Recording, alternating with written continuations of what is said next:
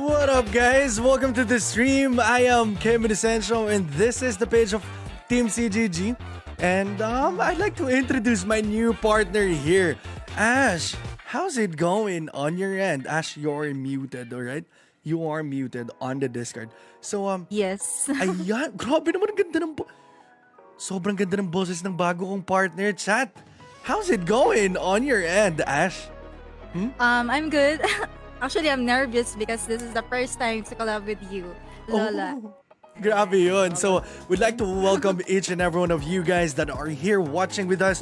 By the way, good evening to everyone who's in the Philippines right now. It is 8:35 p.m. and it's March 2, 2022. Grabe naman yung boses. The voice of my partner is very incredible.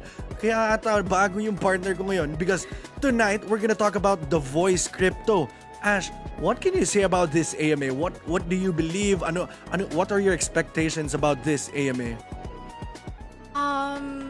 Grabe, for me, this is the first time I think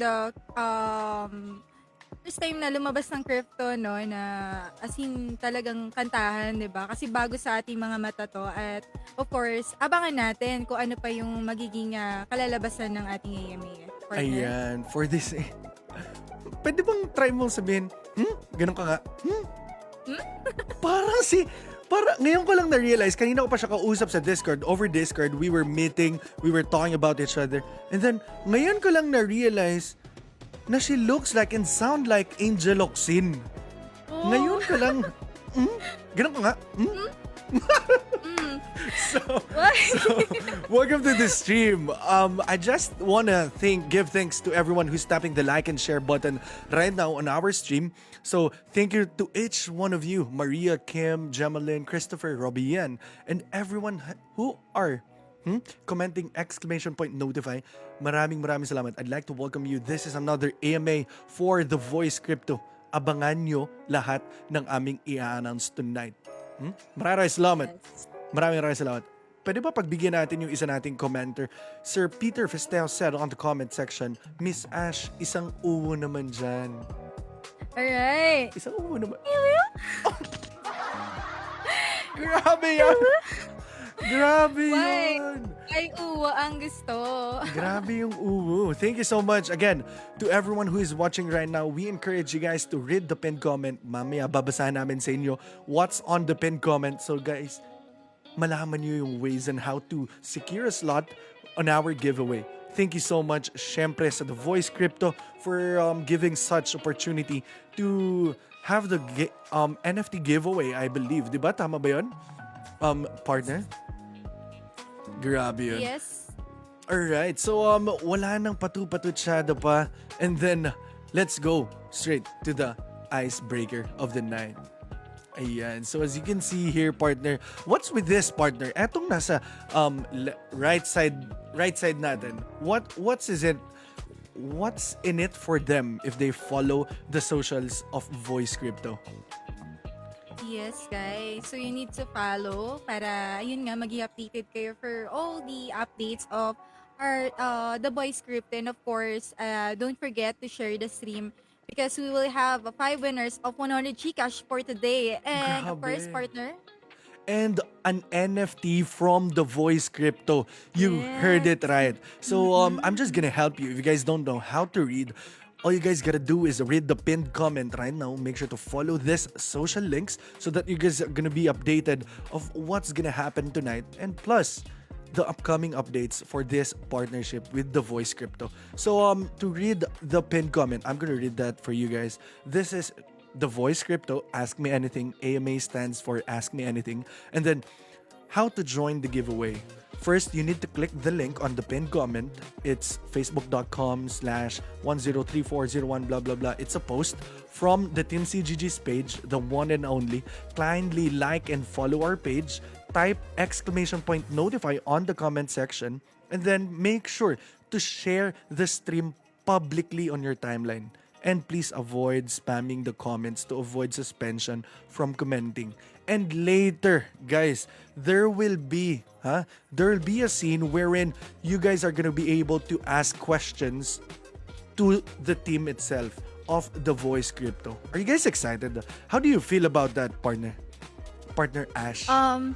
Actually, this is, nakakakabat at the first, di ba? Siyempre, bago din sa, yun nga, sa mata natin. And, of course, today we gather here to witness one of the successful partnership of CGG and the Voice Crypto. Also, we will clarify everything because we will fill your brains with different pieces of information regarding this NFT from our, of course, our special guest for tonight. My name is Ash TB and I'm with KM, my Ayan. co-partner, My and part. we are your hosts. Grabe yun. Partner. Pwede bang wala na lang yung co? Pwede bang partner na lang? Partner. Ay, Sorry. Sorry. Okay, so what she just said is that she's a streamer here too, and make sure to support her. She's gonna be streaming. What's her schedule, by the way? Ash. What's your schedule? actually, I do stream usually at night in PH time, usually 6 p.m. onwards. PH Alright. time, GMT plus 8. Right. Alright, that's it, guys. This is gonna be the AMA for the voice crypto. I'd like to reiterate this, a disclaimer in every AMA that we do. This is never a financial advice. We encourage each and every one of you to do your own research or hashtag Dior. Make sure to do your own research. We are here to guide your investments because we care for you. That's it, guys. I just want to jam into the Alright. music. Yeah. Let's dance. Yun. Alright. Grabe yun. Maraming salamat. Again, before, sige, partner, ano yun? But before we start, let's watch a short video then, partner, no? Para Ayan. meron din kayong idea sa ating mga viewers kung ano nga ba talaga ang voice crypto. So are you guys ready? Are you guys ready for that? Comment G on the comment section right now if you guys are ready to watch this short trailer. So you guys gonna have information about what the voice crypto is. One love, watch this video. We are close to a great hit. The Voice Crypto Metaverse is taking his first steps. Those who enter the project first will be the great beneficiaries of the game economy. Each day, around the world, there is an echo of the achievements of this great community. Are you ready to be the king of the music industry? Grabe yun. Welcome to the stream. The Playability Advisor, Data Analyst, and the CEO and the CMO of the Voice Crypto. Welcome to the stream, sir. Thank you. Hey Hello, guys. hello Lolo, hello Hash. Yeah. Hey that's guys, it. Hello. it's amazing to be here with you. Thanks a lot for having us. As you said, we are two of the members of the core team of the Voice Crypto. We are from Argentina here. Federico, he's the CEO. He does not speak English, so I'm gonna be sort of the translator in case he A needs lot to say something. English, but no, not that. He understands No what we speak say, English. but he does not speak. So I'm gonna be like the speaker on behalf of the team, and we're so happy to be here with you guys. It's amazing how you work. So we're really looking forward to what you have to ask and what we have to say. All right. We're all that's- ears. We're all ears and eyes. Thank you so much, sir, for that brief introduction about the two of them.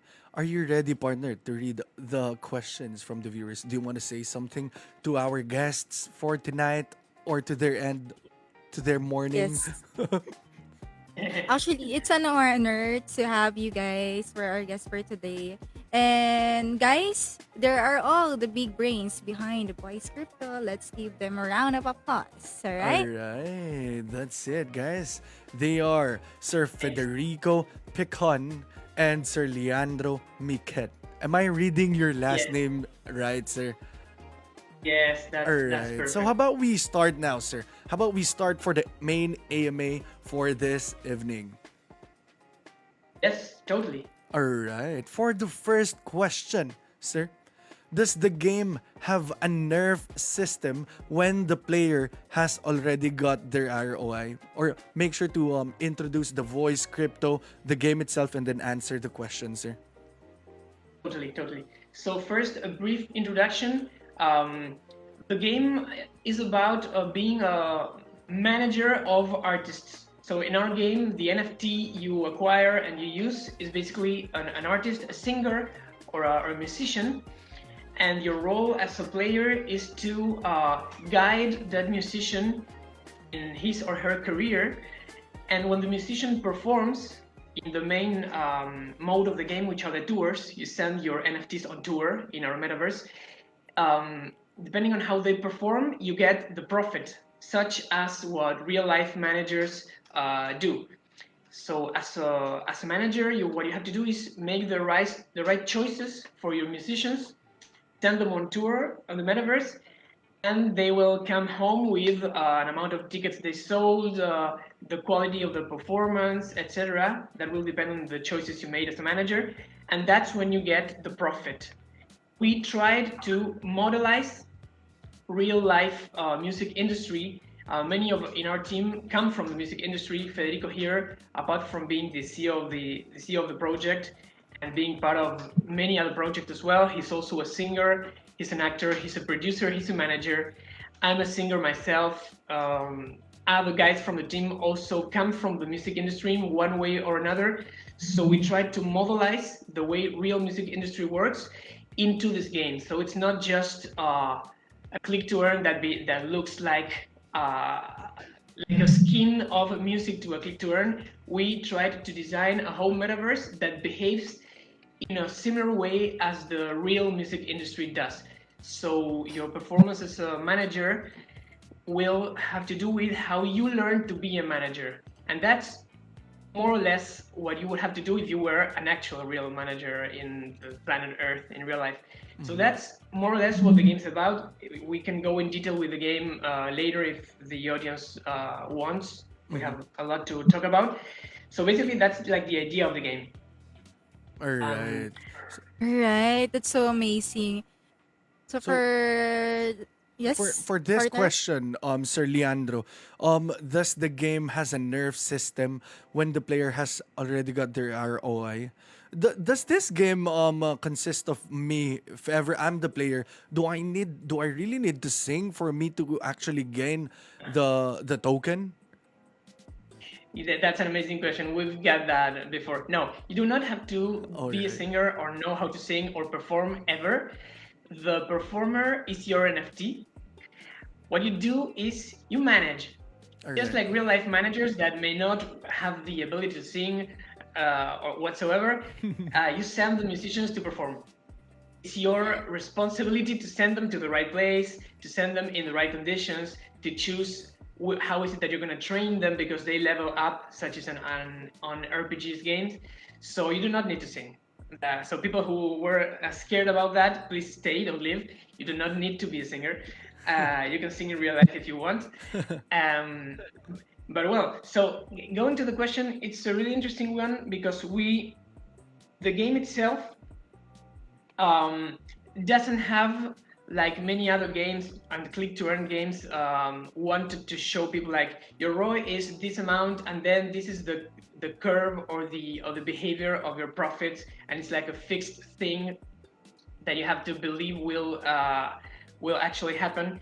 In our game, first of all, the amount, your profit will be proportional to the amount of TVC, which is our token, that you use to play. Let me explain this. As a manager, you're gonna send your musicians on tour, and for that, you're gonna invest part of your token, of our token, send them on tour. So suppose you want to send him to a stadium, which costs a lot of money to hire, and you want to send him to a 5-star hotel so that he has better conditions before he goes on stage. Okay, that's the price. Alright. Pay for that. If you fill the stadium, I mean, if your strategy was good enough to sell all the tickets, you will get 40% that investment as a profit. Okay. So basically, you will be inside the game, investing and getting profits of the performance of your artists. It's not that you click and you wait and something happens. You have to think how you're going to invest inside the instances of our metaverse, and then you get a profit. So you will have a ROI, of course, which depends on how often you play, how well you play, and how much you invest. Some people with, I don't know, cheap NFTs, maybe investing less, getting less profits, but having a ROI which is relative to the price of the NFT they bought. And some other guys may have higher quality NFTs, investing more money, getting more profits, so that the ROIs will be like similar. And the interesting thing is that as the NFTs level up, they get experience, they get better. There are venues and conditions in the game suitable for NFTs of a higher level, and some others suitable for NFTs of a lower level.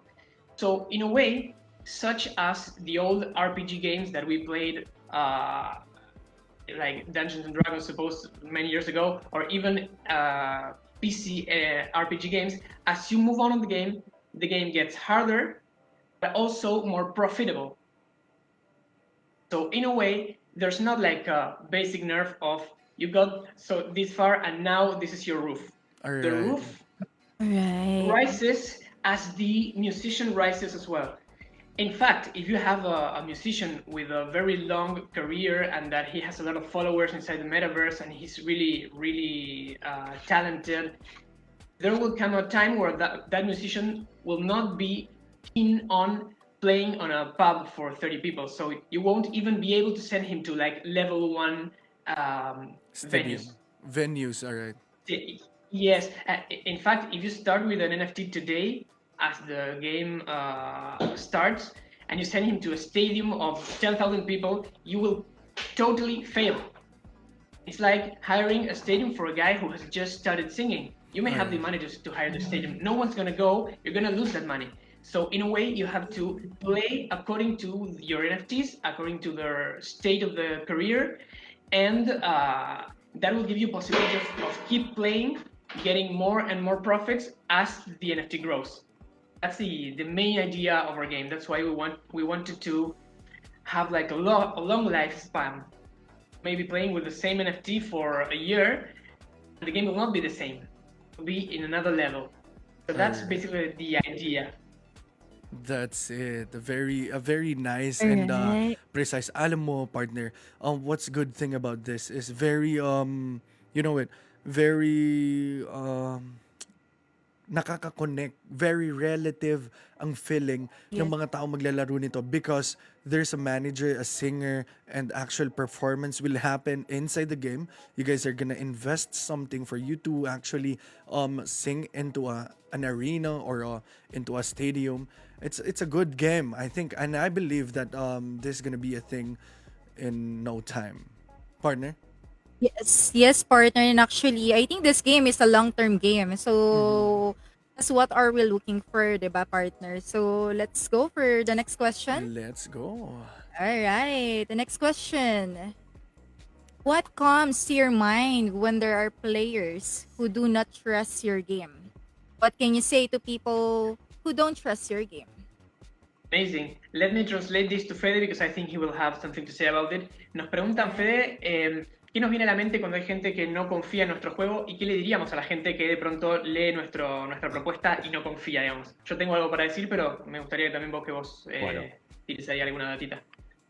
Primero, es totalmente lógico, porque realmente estamos viviendo un momento del juego NFT gaming en donde hemos encontrado muchos proyectos que nos han desilusionado. Okay, so Ahí first of all, después seguimos, sí. what Federico says, and something that I totally share, is we do understand that people may not trust our game or any games because we are undergoing a moment in the NFT play to earn universe in which we've had so many projects that fell and economy models that failed. So we are all a bit disappointed, even ourselves. So it's 100% understandable that people may not be willing to trust projects of this type. This is no news, but we do understand that people is like in that mood. If we were a year ago, maybe we wouldn't even be talking about this. But we do understand that in the first place. Then, Fede, ¿qué más? He visto como inversor muchas veces cómo se generan FOMOs de juegos que no están auditados, que sus devs no muestran la cara, que te dicen que vas a tener un ROI, te vas a tener un rendimiento del 5000% diario, con un economista al lado que te cuenta cómo es su modelo de juego. Todos sabemos que no son sostenibles. Okay, so what Federico adds to this is he has seen as an investor as well before that we have many projects in which FOMO is built and that people trust them, etc. But without having, for instance, audits. Many of the projects have not been audited and people trust them no matter how, no matter what. Developers and CEOs do not show their faces, you don't know who they are. And anyway, people sometimes decide to trust anyway. And that they propose economies which are really, really, really sweet. It's like you'll get a ROI of 3 days and then you'll have a 20% a month, which is lovely to hear. And when you study the economy, you find out that it's obvious that that's not going to work. It doesn't work in real life. There's no chance that that works. That only works for guys who know when to enter and know when to leave a risk, because you leave late and you lost. So we know this is something that actually happened and in a way still happens. So, Fede, dame ahora tu remate. Dale. Pero nosotros estamos haciendo algo completamente distinto. Y yo veo muchos youtubers que leen el white paper y realmente no entienden lo que estamos proponiendo, porque realmente no está en ningún juego. La gran mayoría de la gente que hoy está realmente desilusionada con los juegos, se va a dar cuenta del potencial de The Voice Crypto una vez que el juego esté funcionando y que se esté sosteniendo. Mientras tanto, los inversores earlys, los que primero están con nosotros, son los que van a conseguir mejores ganancias y son los que van a resultar más beneficiados. Pero recién yo creo que el común denominador se va a dar cuenta de lo que somos cuando el juego salga y vean que es totalmente distinto la concepción de la economía, los repartos de las rewards, la usabilidad del token, muchas cosas que van a cambiar muchísimo respecto de lo que venimos viendo. Perfecto. So what Fede says to round this idea is that most people who have read our white paper, even specialized influencers or YouTubers or advisors, don't fully understand the idea of what we propose, because we have thought we came up with something completely different in terms of economy. We think people will realize what we are saying once the game is on and people see that, hey, this is not falling, this is like staying stable, why is this happening? And then they will understand, okay, this is why.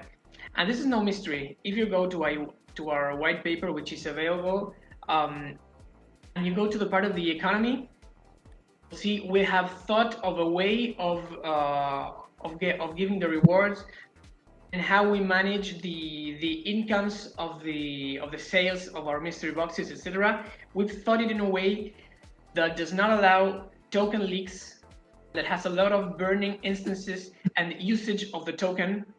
These are all items that we can cover in detail later if you want.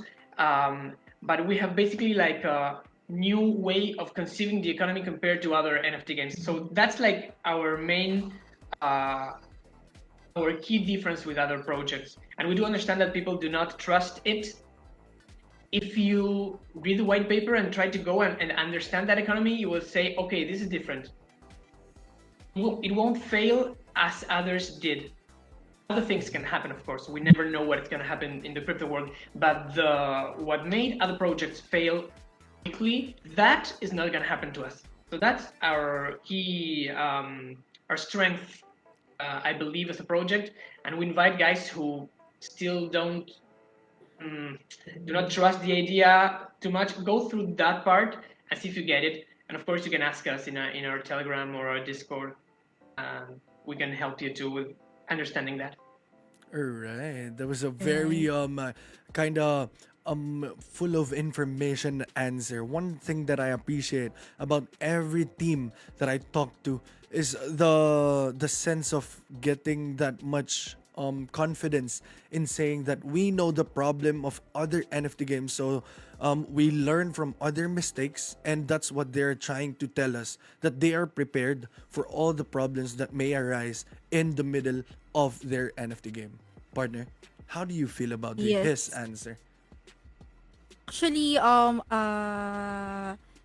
it's got a point regarding to the faces, reveal faces of other crypto games. Actually, know watch know kung saan ka mag-i-invest, of course, kasi Mhm. of course 'di ba pera mo to, ayan, Yes. so make sure to yung trusted, 'di ba? So this game is very interested, no, kasi yun nga nabanggit ko nga before, as yung game nito ay talagang bago sa ating mga mata, 'di ba? Kasi ito'y voice, 'di ba? Voice crypto, Yes, o the 'di ba? voice Marinig mo pa crypto. lang, this is very Yeah. interesting, 'di ba? Ayan, partner. One comment from a viewer here. I just want to shout out our viewers right now. We got 329 concurrent live viewers. So welcome to the stream. 332 now. One comment from this guy named PH Perch. Please make Sir Federico sing so he can use his very good mic. Oh, will there be a sample, Oh. like a 30-second song for us before we go to the you next know, question? it's not the first time this happens. Fede, nos están pidiendo que cantes, te ven con el rode, te ven con el Wow. piano. Have in Ahora mind cantamos. that Ahora, sobre el final hacemos en la última, okay, después de la última pregunta, hacemos un pedacito de una canción. Dale. if you don't mind, after the last question, we do a little piece of a song. Have in mind, guys, that for us, we've just woke up. We're in the other side of the All right. world, so let our voices wake up a bit. And before the last question, we have a All little piece right. of Sure, music. sure, sure. Later. So Sir Leandro has said that Sir Federico will sing us a song later after the last question for the AMA. So make sure to be here for you guys to be able to hear Sir Federico sing for us. The Team CGG. Here we go. All right, for the next question, sir. What can you say to the players that spread FUD or FUD?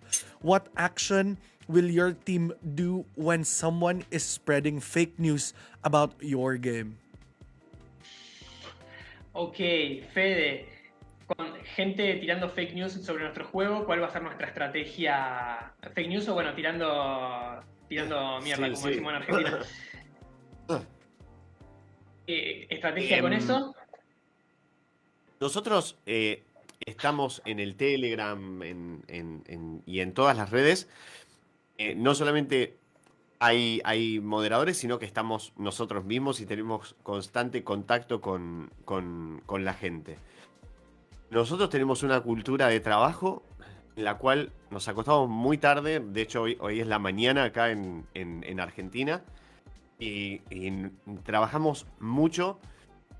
Y yo creo que toda la comunidad, por lo menos la que está más presente, se da cuenta que si hay algún problema, algo que solucionar, no vamos a parar hasta que eso esté solucionado, y que realmente le ponemos trabajo a las cosas. Nunca podemos pensar que no vamos a tener problemas a lo largo de todo el tiempo en el que estemos funcionando. Pero sí, creo que damos la seguridad de que nosotros trabajamos buscándole la vuelta a todo con mucha pasión, en primera medida. Y luego, eh, hay muchas cosas que el tipo de rewards que tenemos, el tipo de economía, la forma, va a hacer que la gente se dé cuenta muy fácilmente lo transparente que es el juego.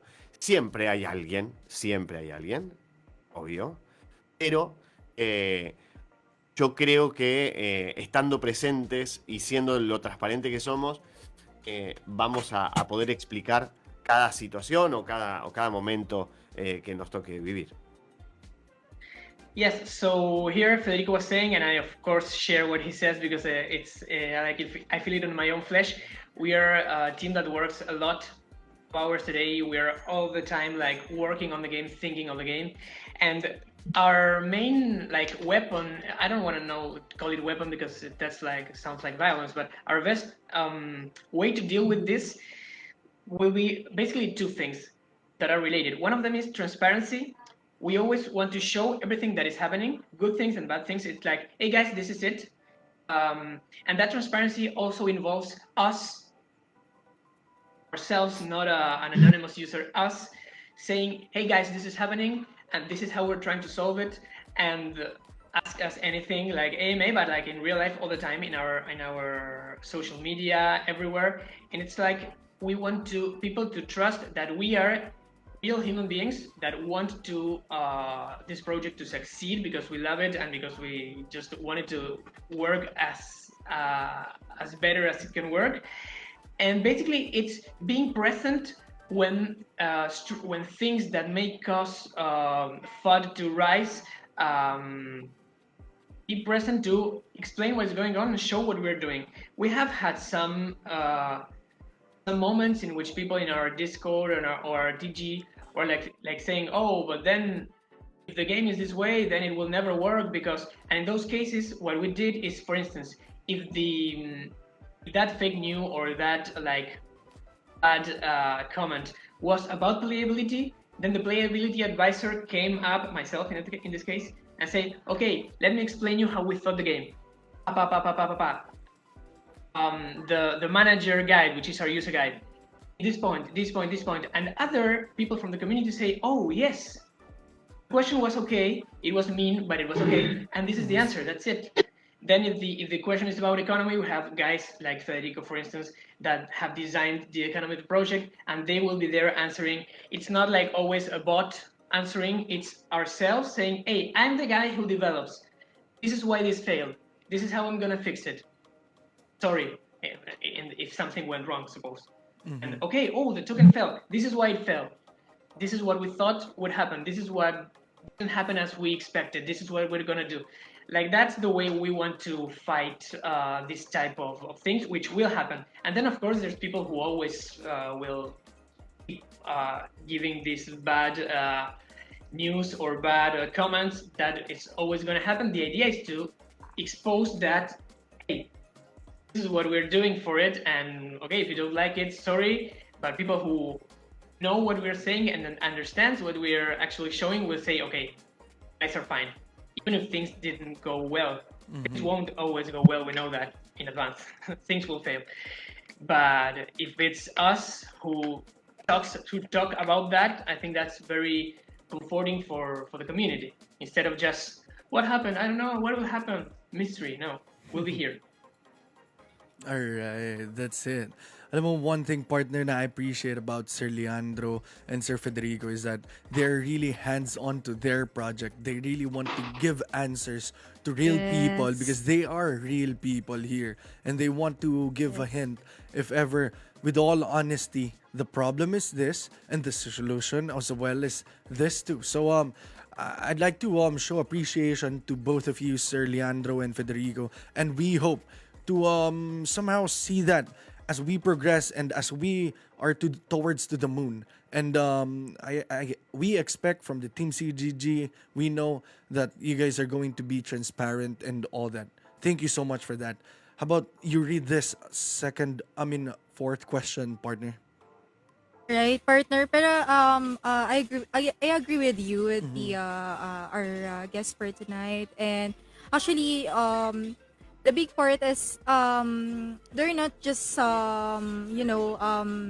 nakafocus doon lang sa kanilang yun sila lang. Yeah. Of course, ito yung pinakamaganda kasing malaman natin to know the investor side.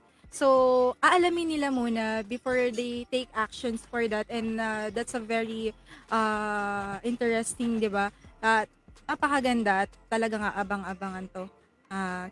the boys crypto. So our next question is the one in your white paper complete and final? And have you not included anything in the white paper that you will release in the future? Ok, Fede, yo voy contestando, pero nos pregunta si el white paper está completo y si hay cosas que vamos a hacer en el futuro que no hayamos puesto en el white paper. Yo, si querés, ya les empiezo a contar un poco y vos Claro. pensate algo. Básicamente, decime. claramente no. Claramente no, porque si ponemos todo lo que nosotros tenemos pensado, en realidad corremos también empezamos a hablar de cosas que todavía no tenemos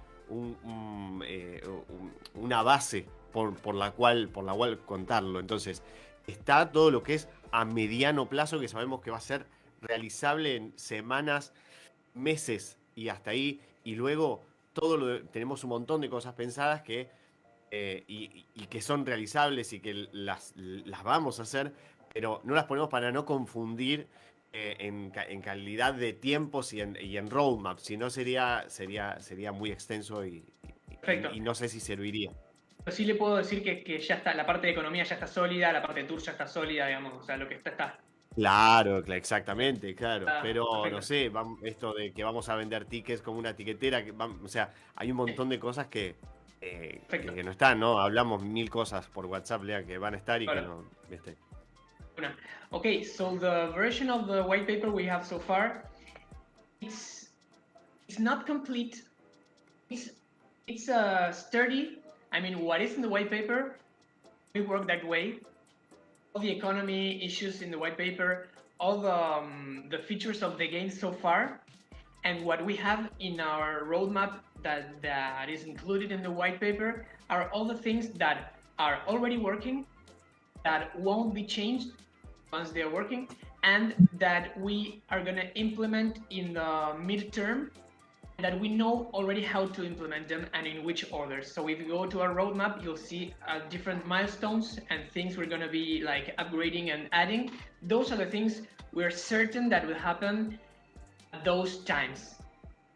And we have tons of other things which have been left outside the white paper, and these are mainly ideas of playability, ideas of applications and usage, cases of use of the token that we have not included because the ideas are not ready, for instance, and that we don't know exactly in which order we're going to make them, and we do not want to say we're going to do this before we know how is it that we're going to do. We do not like to say we're going to do something but having no idea if that is possible. That's something that makes us really uncomfortable. So we only say we're going to do this if we know how to, even if we haven't done it yet.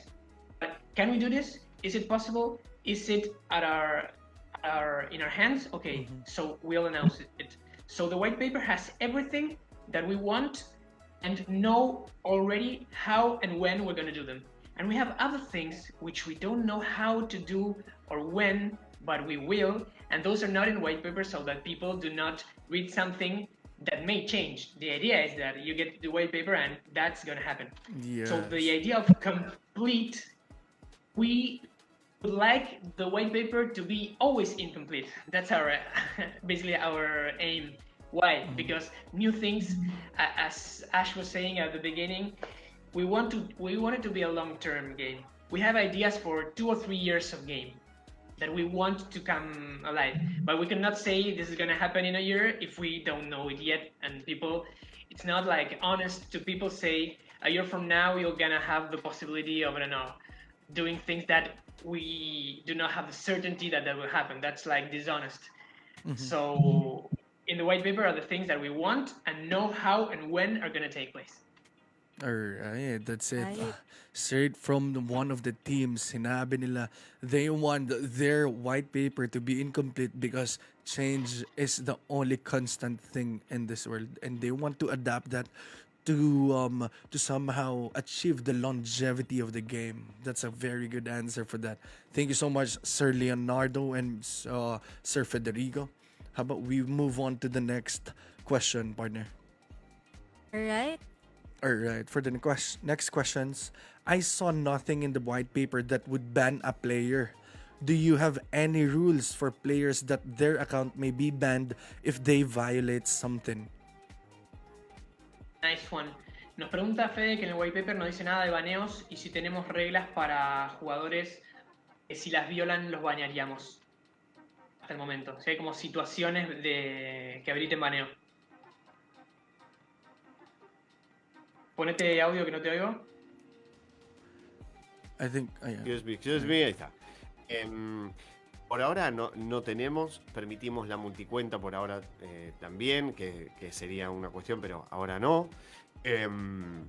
Por ahora no la tenemos. Nos guardamos la credencial de manager y esa cuestión para ver si cuando el juego empieza a vivir y empieza a generarse el juego, hay algo. Hay alguna trampa que las personas hacen y bueno, pondremos en ese momento alguna restricción, pero por ahora creo que no. Lean, si quieres agregar algo, dale para adelante. Dale.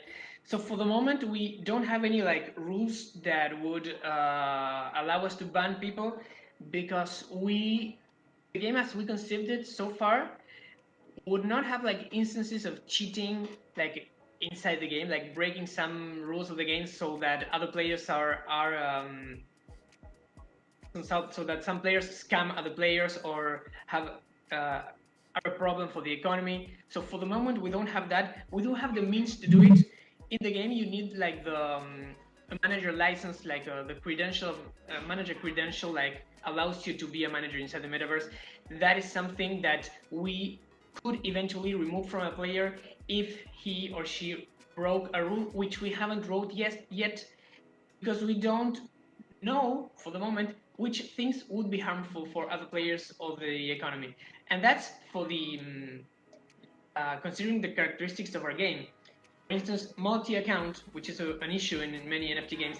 In our case, we thought of the game in a way that multi-accounts would be the less efficient strategy for the game. Why? Because first of all, you have level up as a manager in the game. Your credential levels up. If you're a manager level 1, there are some things that you cannot do. For instance, managing high-level musicians.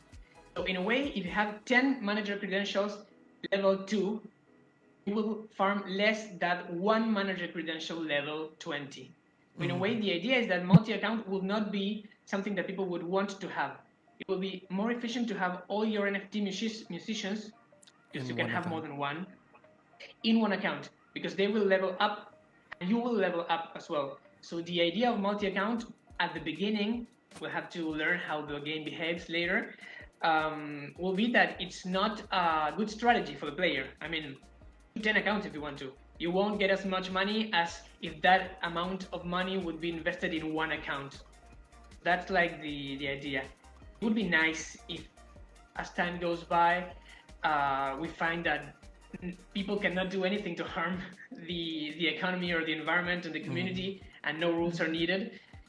We're gonna find it out as time goes by. But for the moment, theoretically, people cannot do anything apart from hacking, things that outside the game, inside the game that can harm the economy. That's why we don't include any banning situations in our terms of use or whatever. All right, thank you so much, Sir Leandro. I'm just now having a hint of what the game or the gameplay would be looking like. Is it like if I invest into the voice crypto, I will be the manager of certain NFTs, a singer, and then that's how I start playing the game? Yes, totally. To start playing, you need at least one NFT and your manager credential. And that's like the smallest manager that can exist. One musician and sending that musician on tour. You can have many musicians then, of course. You can buy more than one, send them on different tours. And then there's other instances in which you can even play getting passive incomes. Also, you have many ways to play. One of them is sending the musicians on tour. And the other one is, for instance, and if you want, I can talk in detail later. Yeah. For instance, you can own the right to manage a venue, a stadium, suppose. You can be like for a month, like the owner of an arena. That's gonna But be like all the staking process or that's the staking mechanism. that's not exactly staking. In that case, it will be sort of like hiring a land, because Uh-huh. players that send their NFTs to your arena, they will be hiring that arena, they will be paying for that. Instead of paying the metaverse, they will be paying the player who owns the arena at that time. So it's like sort of having a land where things happen and you get a passive income. So you may be a manager of artists, and also you can manage places. So that's like Alright. another way in which you can play.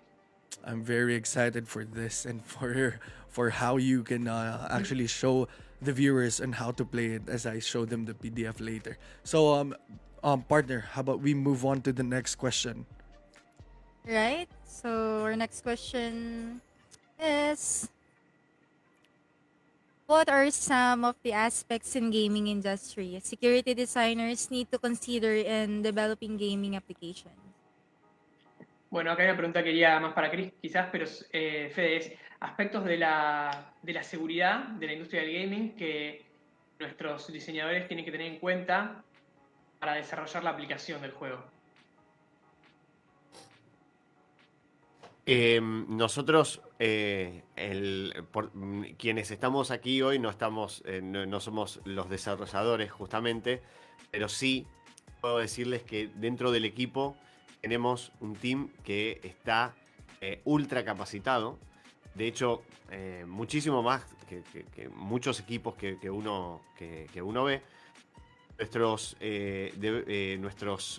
devs son gente que trabaja en lo que es aplicaciones de bancos como BBVA, como Banco Galicia, como Banco Macro, y trabajan en lugares en donde se necesita extrema seguridad y se maneja muchísimo caudal de dinero.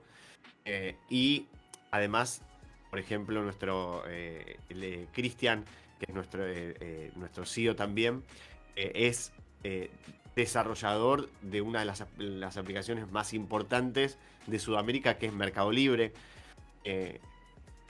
Estamos de más sobrados desde ese lugar. Por supuesto que yo no puedo ser muy técnico porque no me encargo de esa parte, pero tenemos gente que puede sustentar el proyecto desde el rango de lo que es seguridad.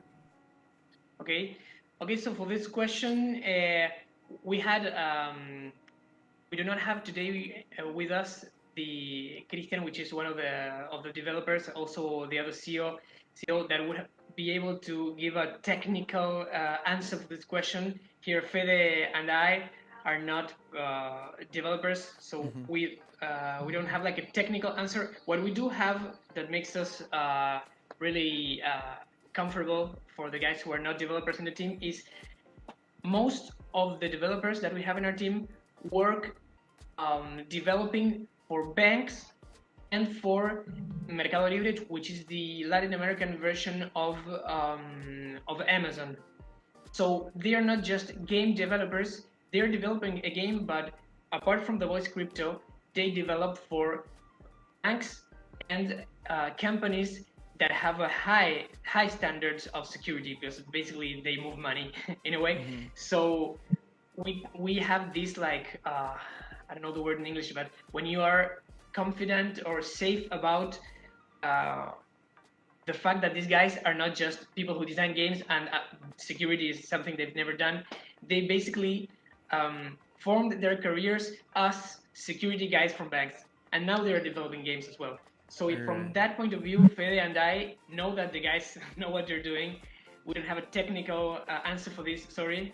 It's okay, sir. Christian It's okay. would have been able to do it, but that's how we rely on security in our project. Like, all those guys come from banks. Well, what's safer than a bank, I guess.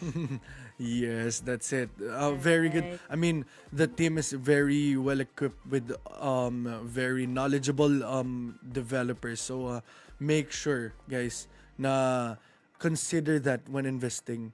When you are planning to invest on an NFT game, make sure to know the experiences of the developers, if they are real and whatnot. And Sir Leandro and Sir Federico has confirmed that sir, actually I have a layout for that. I can show the screen.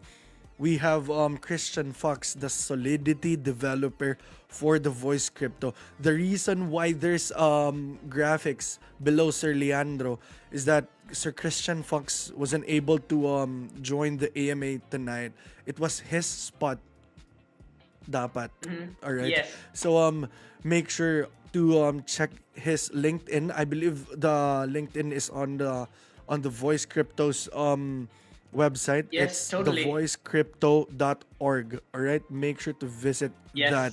All right. That's it. I like In to fact, let me add, as you were saying, it is if you go to our page and if you go to the team section, it's us, a nice version of a nice pictures of ourselves, but it's us with a link to our LinkedIn's and social media, so you can go and check who we are basically.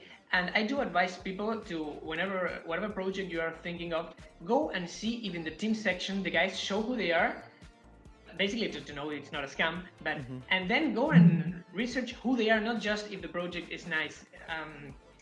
So you may see, okay, this guy worked in a bank. Okay, I know it. Then that doesn't, that's not a confirmation that the project will go well. But at least you know that the person who is behind that photo is someone that exists, and you know what he or she did, and then you decide. In our case, you can do it. You can go check. You think our knowledge is not enough, then don't trust us. That's completely fine. Otherwise, like, we have nothing to hide. It's like, this is who we are, and go check it out. Like, really. Yes. One thing I wanna comment into what I saw on your what do you call this, on your website. First, it is not translated right away in English, I believe. There's this word es ahora vamos. What does that mean? And for the team section, I saw that you guys are not showing your faces directly at the website. Why did you end up thinking that this is a good idea? In my opinion, I think it's better if an NFT game or a team behind an NFT game literally show their real faces there. I saw animated cartoons of you. I believe it's because of the concept. Totally. Fede, de paso, nos pregunta por qué tenemos nuestras versiones animadas de las caras, que entiende que es por una cuestión estética. Creo que nosotros lo hicimos porque no podíamos juntarnos a sacar fotos, ¿no? ¿Era eso? Claro, cuando arrancamos, exacto, estábamos Yes. mismo, bueno, hagamos algo que quede lindo, ¿no? Y después igual cada uno después en los LinkedIn tenemos nuestras fotos. We have thought about this. It's a really good question. We did have a conversation about this, and let me say this is biased by the origin of ourselves. For example, Federico, as you know, he's an actor and he's a theater producer. We are guys that don't like it when pictures are not well taken and all with the same idea. For instance, when you see a billboard, it's not like a picture of anyone that's sent from their Facebook. It's they all got to a same place, to a studio, they took nice pictures with the same background, and this is like the billboard. And I think we had that idea. That was not possible because we are not in the same locations. One of the guys is in Spain, another one is in another city, and it's okay. Instead of putting pictures that look all different, let's make it nice. And a way of making it nice was like transforming those into cartoons. That was like a aesthetic concept. I do agree with you that having the real face maybe transmits more confidence. Like, this is my face. You can see us in our LinkedIn anyway. You click and that's us. But I do understand what you say, and we had this conversation inside the team once. It's like we decided because we thought it was like nicer, but some other guys in the team said what you say. Like, hey, shouldn't we show you our actual faces, although the background is like my kitchen, whatever. So we did have that conversation. So thanks for bringing it up here. I will send it back to Fed and maybe we can reconsider. All right, let's move on to the next question, partner. Go, partner. All right, NFT and metaverse make it even spicier due to high stakes and high reward with low security. The system becomes vulnerable. What can you say about the high stakes or investments in your game? will it also affect your security like other games, or do you have a solution for it? Bien, acá nos preguntan, Fede, que gente, más que nada por el tema del staking. Si hay gente con staking, stakeando alta cantidad de cosas, ¿en qué sentido nos puede llegar a ser perjudicial para nuestra economía? O sea, dando muchos rewards a gente que stakea mucho. En este momento hay algunas personas que obtuvieron algunos TBC para recibir la credencial. Hay muy pocos que hayan generado más TBC que la credencial misma. No, pero se refiere al staking, a la gente que stakea altas cantidades. Bien, el staking va a tener un límite. El staking todavía no está, va a salir cuando salga el juego. Y va a tener un límite, no va a ser un para bien o para mal, les guste o no les guste, no va a tener un ROI impresionante. Sí, vas a poder stakearlo por distintos cantidad de días, 10, 20, 10, 15 y 20 días, y vas a tener un porcentaje anual determinado que no va a ser muy alto, pero sí, considerando la estabilidad de este juego, más allá de que sea un juego nuevo, de un proyecto nuevo, estamos seguros de que la gente va a ganar por el valor de la moneda y encima por ese staking, que repito, no va a ser de grandes números como estamos acostumbrados a ver en el último tiempo, por justamente lo que sucede después. Así que en eso tenemos un porcentaje de las tokenomics que nos dejan dar rewards, y luego de eso no hay más que eso, no puede pasar ese umbral. Perfecto.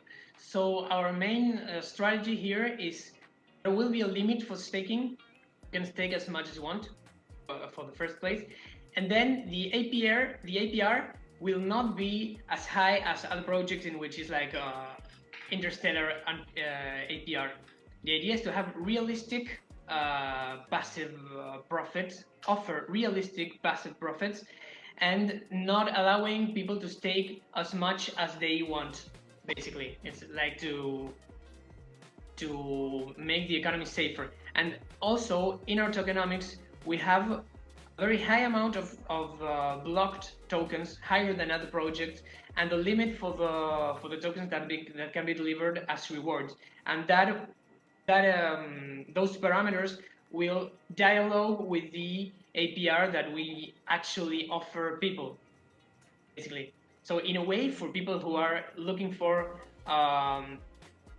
astronomical APRs and putting as much money as they want, this will not be the place for that type of investment. We do not want people to leak our system. We try to make it sustainable. So sustainability implies realistic profits, realistic investing strategies, and that's what we aim, basically. The idea. All right, thank you so much. And for the next question, partner. And actually, partner, before we proceed to the next question, no, ayun nga, napakaganda rin ng game because there's no limit for the start. Actually, yung ating mga bagong mag-invest is may benefit, diba, of course. So, but it depends dun sa run ng game kung hanggang kailan lang din. But yung stake limit nga rin is, it's not only, no? So, at least may limit din. So, for the game to be sustainable and realistic as our guest said. So, that's a very ayun nga, kaabang-abang at Yes, napaka-interested that's one thing ng that I'm game really talaga excited nito. about. Yeah. So for the next question, partner. Alright, the next question. Does your team have already experience entering NFT games? Has your team prepared for a way for the investors to make it not like other games that only developers can make money on? Amazing question. Fede, tengo algo para decir, pero igualmente te la paso. Es pregunta doble. Primero nos pregunta si tenemos experiencia habiendo entrado a NFT Games nosotros los miembros del equipo, esa es una. Y la otra es si estamos preparados para asegurarles a los inversores que no es como aquellos juegos en los que solamente los que lo desarrollamos podemos ganar dinero. ¿Cómo agradezco ese tipo de preguntas? Lean, igual la podés contestar mejor que ¿Querés yo, que, por ¿querés supuesto. que le hable del bloqueo de tokens para nosotros? Por ejemplo. El bloqueo de tokens, de la forma de los rewards, de que una vez al mes hay reparto de dividendos para todos los que están en el juego, jueguen o no jueguen. Que exactamente que estamos todos bloqueados, que la otra parte de los rewards se distribuyen de manera perfecta, que tenemos fondos de inversión y capitales que han apostado desde un principio en nosotros y que miraron todas esas cosas habiendo aprendido de Perfecto. todo lo que pasó antes. Así que en ese es nuestro punto fuerte. Nuestro punto fuerte Perfecto. no es el ROI de 5.000, el 5.000% diario. Esta pregunta es nuestro punto fuerte. Perfecto.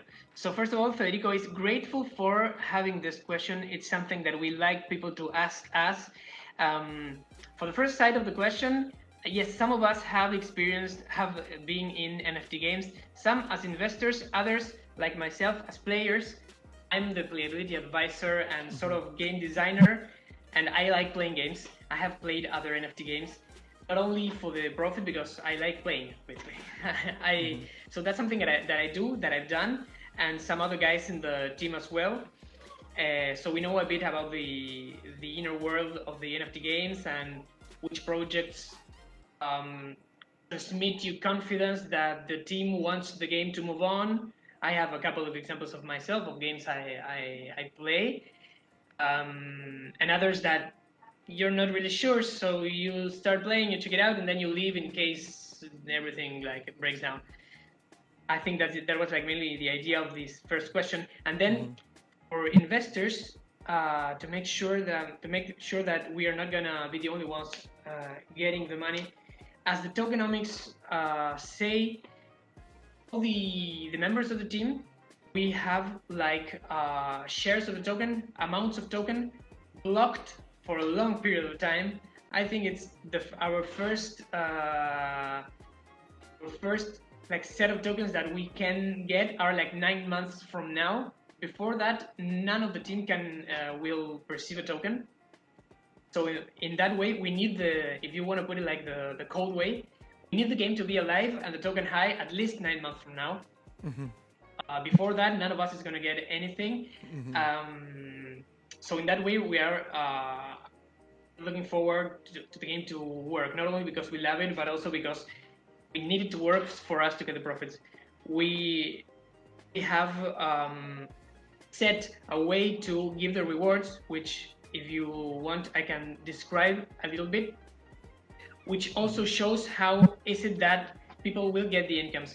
For instance, from the sales of the mystery boxes, this is to say our income in BNB from people who enter the game, half of that amount goes to the rewards of the people who play the game in TVCs. That's one half. The other half is turned into Ethereum and sent to a pool in Ethereum. We get BNB. One half goes as rewards, daily rewards for players. The other half goes to an Ethereum pool, and that Ethereum pool, at the end of the month, is a split. It's let me get the word in English. It's delivered or distributed. Distributed among the players who, yes, divided. Thank you. Divided among the players who chose to have their TVCs inside the game and not getting them out and selling them. So, if you're a player or an investor or whatever, and you hold your TVCs inside the game, which is good for the token price, of course. By the end of the month, part of what we sold as mystery boxes in Ethereum will be shared with you of course, proportional to the amount of tokens you chose to have in your hold. in your wallet inside the game to hold. So you will be getting a passive income just by being part of the game and choosing to let the token inside the game. So in a way, all what is sold goes to rewards. In two ways. One of them is you played, here's your token. Okay, you can sell it. USD, BUSD, okay. But if you don't, you get more. In a way, players are encouraged to play, get, and not sell just right away. Hold, because they get the other part of the rewards gets if you stay. That's like the main idea. So in a way, we are not getting money for ourselves from the selling of the mystery boxes. That's like something we thought about a lot, because of course for us it implies that no one is getting money until we get the tokens for ourselves 9 months from now. And I think that's like the main thing I would tell an investor, like to convince him or her that you only get money if the game goes well. Otherwise, we will just have had a month of fun and rush, but not money yet. That's like the main idea. Yes. And then something we haven't said, but 45, I think it was 45%, 45% de los tokens están bloqueados, Fe, por 3 años. Ponete que te tengo sin sonido. Creo que es el 45, ya te lo busco. I think, I don't have the precise number now in my head, but around 45% of the total supply of the tokens are blocked for 3 years. That's in our tokenomics. So in a way, there's a big amount of tokens that we know that will never be leaked until we, in 3 years, we have new projects, new ideas to add to the project.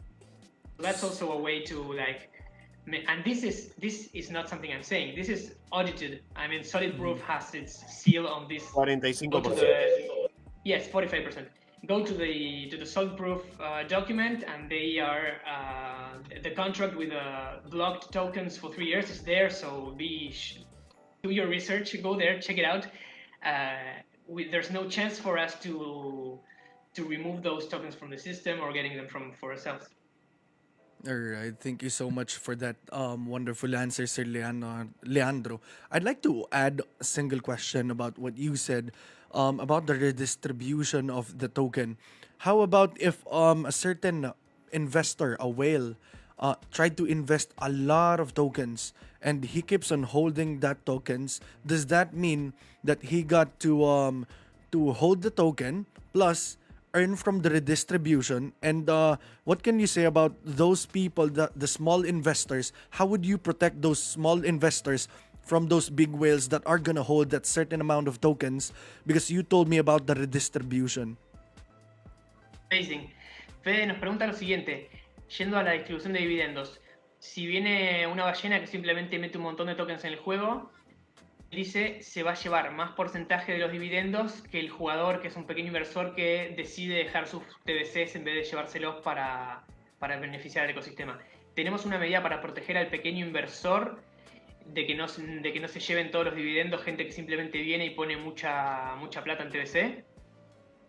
Claro, el tema es que ingresar la plata al juego también quiere decir holdearla por una cierta cantidad de tiempo, porque tenés todo un tiempo también de espera para poder después sacar tus TBC.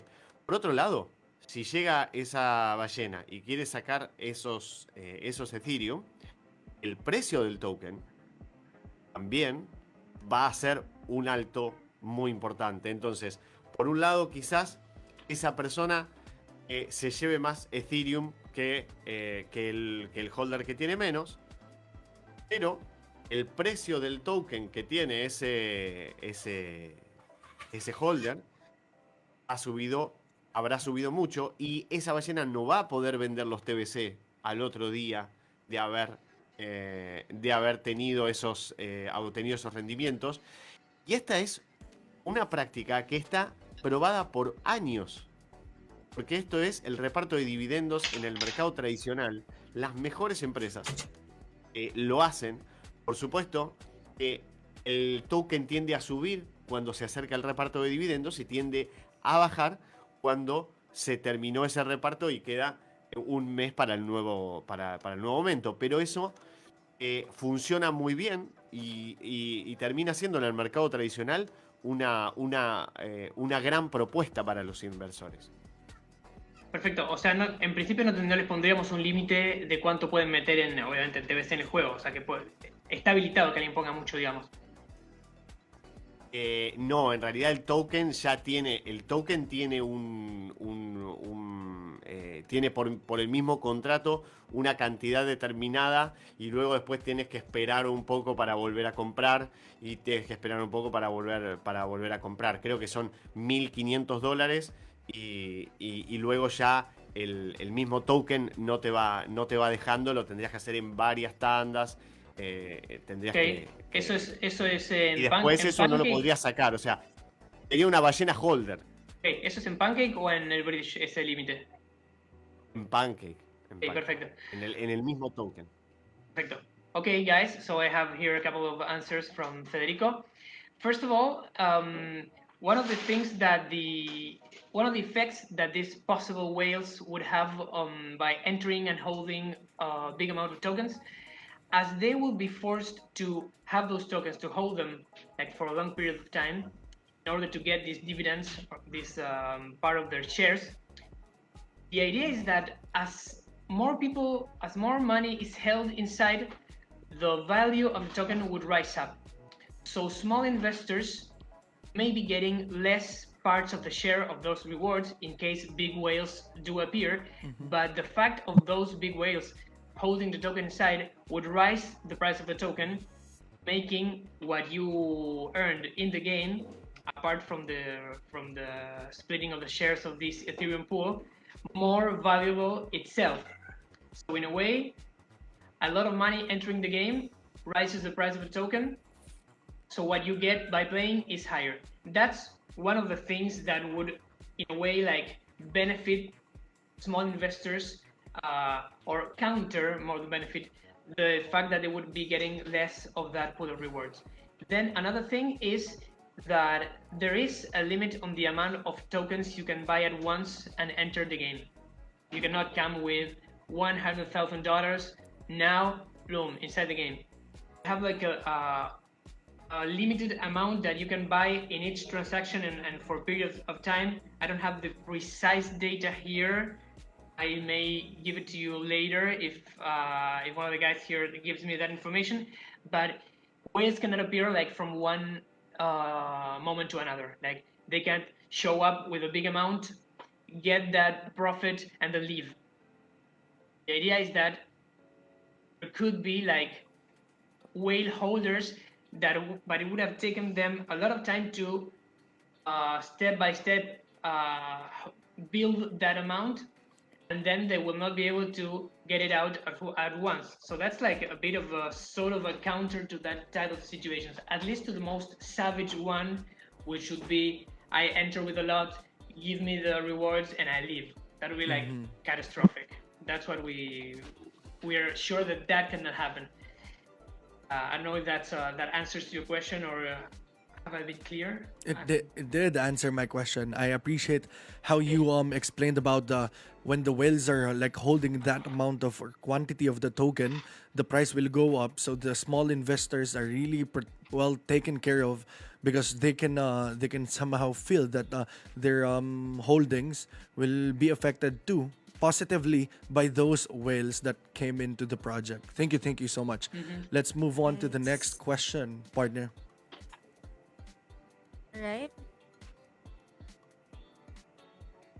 All right. What inspired your team when you developed this project? This one's nice. Fede nos pregunta qué nos inspiró para desarrollar el proyecto. ¿Puedo contar algo de cada uno? ¿Algo tuyo que quieras decir?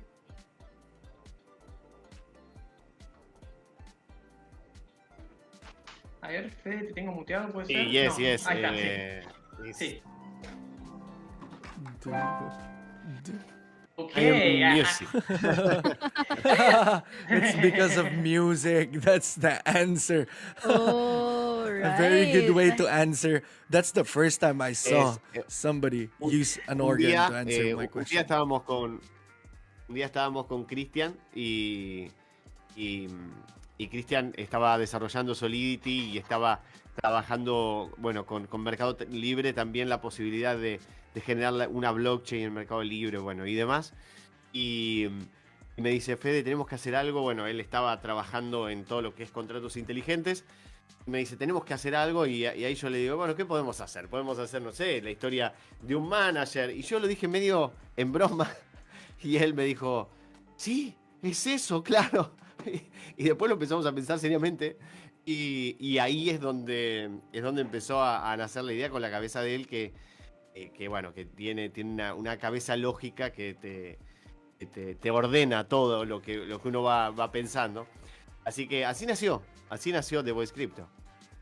Okay, so the birth of the project in a way is Christian, which is not here today, but he's the other CEO and also blockchain developer. He was developing Solidity for Mercado Libre, the Latin America version of Amazon, like I told you. Mm-hmm. And he came to Federico saying, we need to do something with this, and like those NFT games, etc. And Federico, who, as I told you, has been an artist and a singer since he was like, I don't know, 5 years old. When he was like 5 or so, he was on TV singing like for life. And he said, okay, let's do a game, but let's do it about something we know about. What do I know about? Music. In fact, Federico, before The Voice Crypto, was already part of the marketing team of Binance, which is another NFT game which you might have heard of, which quite big last year. Federico is part like an artistic advisor of the marketing team at Binance. So he was really aware of the crypto world before, but well, this was like, okay, let's make something of our own instead of just advising for someone else in the case of Federico, or programming for someone else in the case of Christian. It's like, let's do this something for ourselves.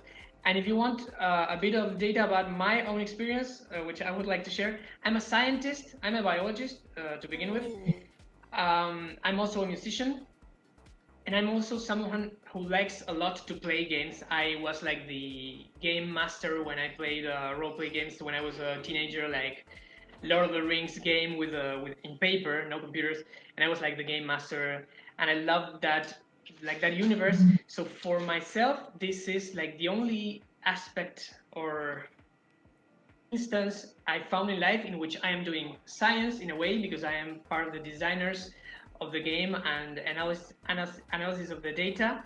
I am also doing something related to music, which is the other thing I do professionally, and it's a game. So for myself, this is like three things I never thought could come together, merge into something. So when Federico said, can you help me to develop, not develop in the sense of programming, I am not a developer, but to think the math behind this idea of, I want the game to be this way.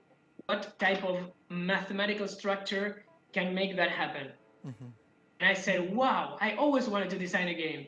Never an NFT game, I didn't have that in mind when I was a kid.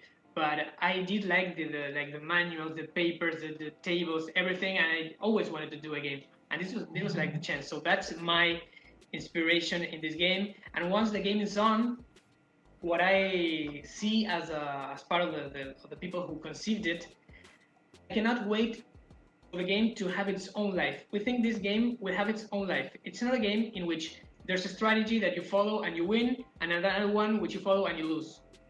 When the players are actually engaged in the game and the metaverse starts building up, we as developers or conceivers of the game, they have to study how the game behaves.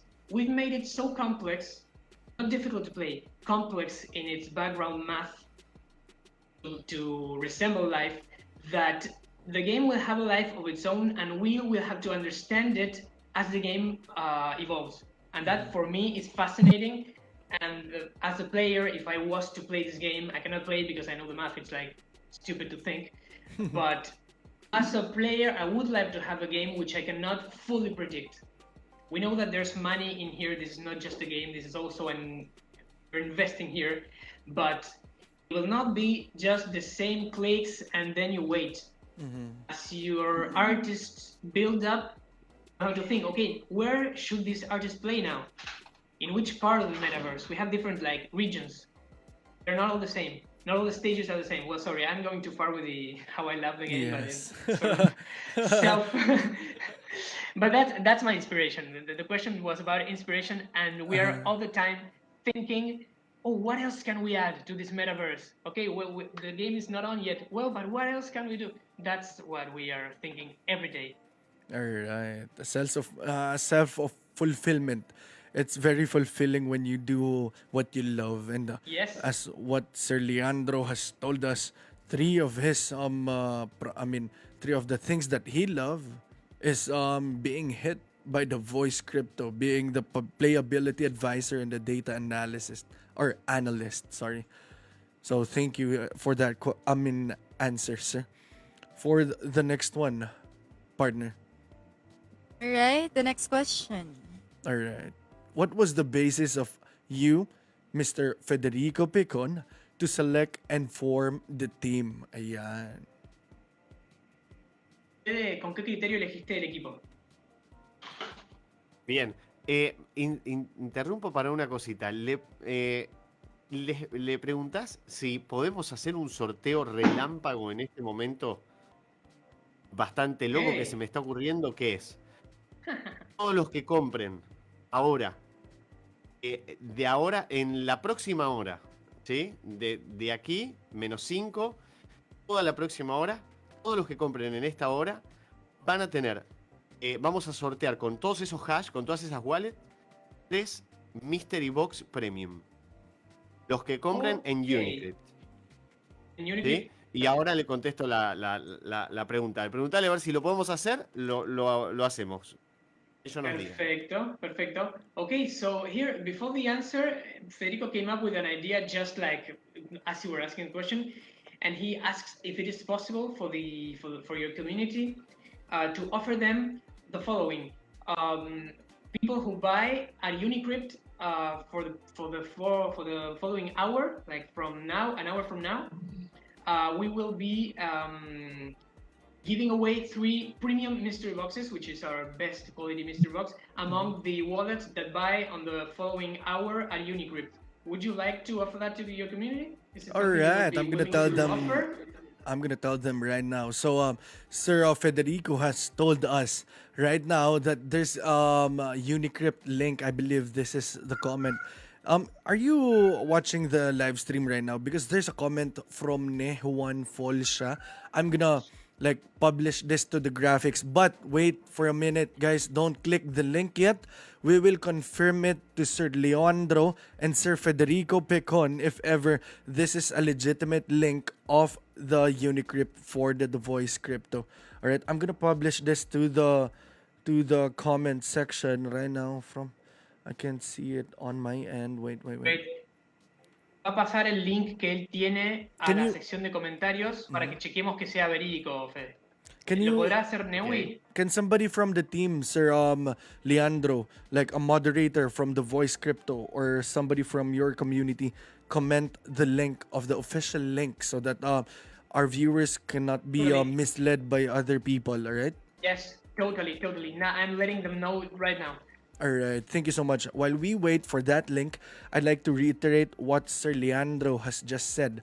Sir Federico Picon is offering somebody, us, that we are going to be able to mint, in a way, 3, what do you call it? Premium boxes? Mystery boxes?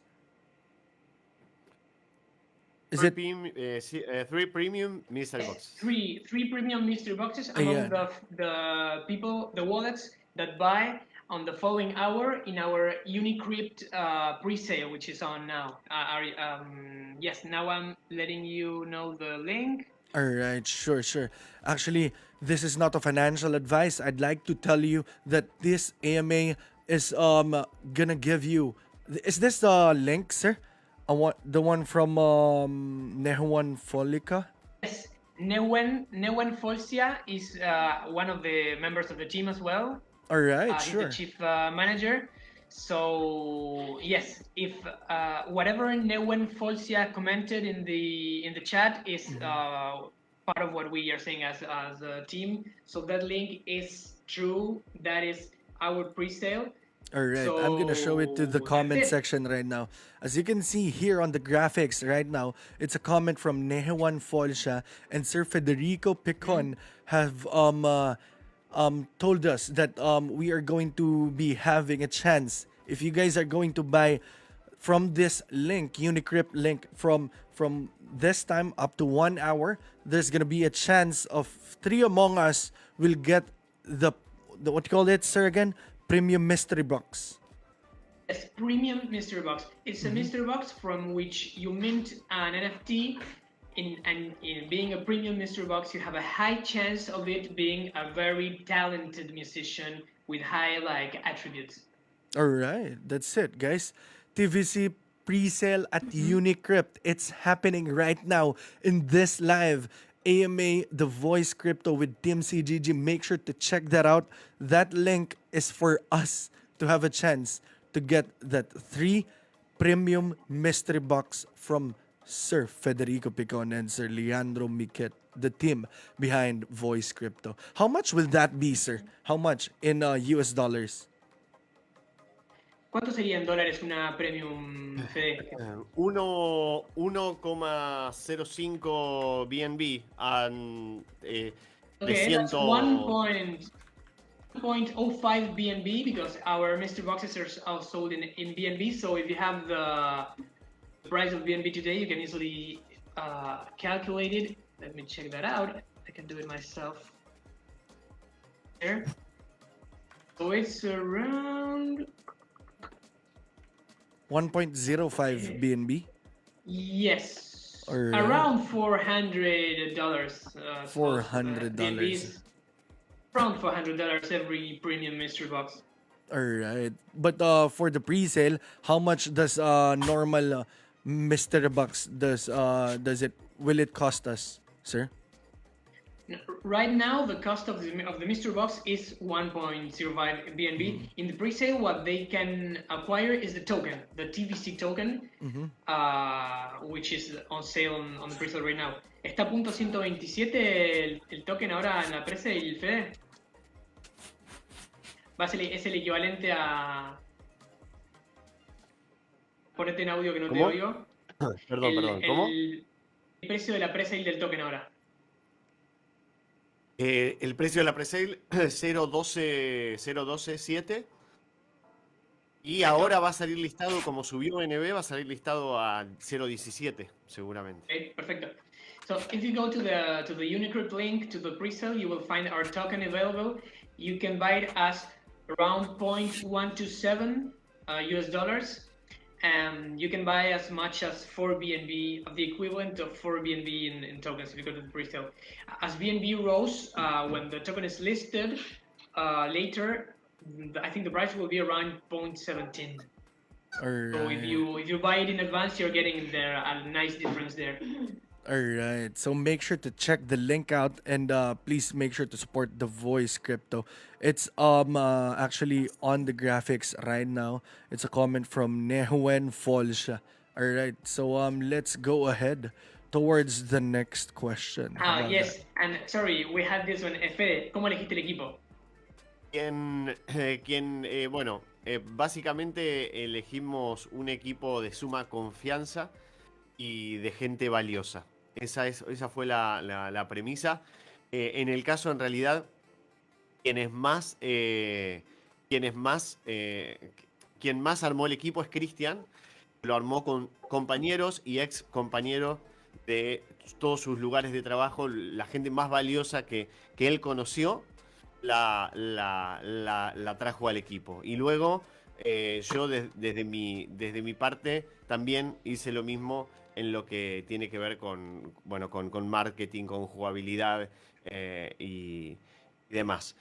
Somos todos gente que nos conocemos muchísimo. En cripto se necesita la confianza más allá de cualquier cosa. Entonces ese es el primer valor y el más importante. Y gente sumamente capaz a la que cada uno, yo creo que en el team nos admiramos mutuamente, miramos lo que hace el otro y decimos, wow, qué bárbaro, yo no hubiese podido hacer esto, y ese es el real valor de un equipo. Así que bajo esos conceptos es que elegimos el equipo.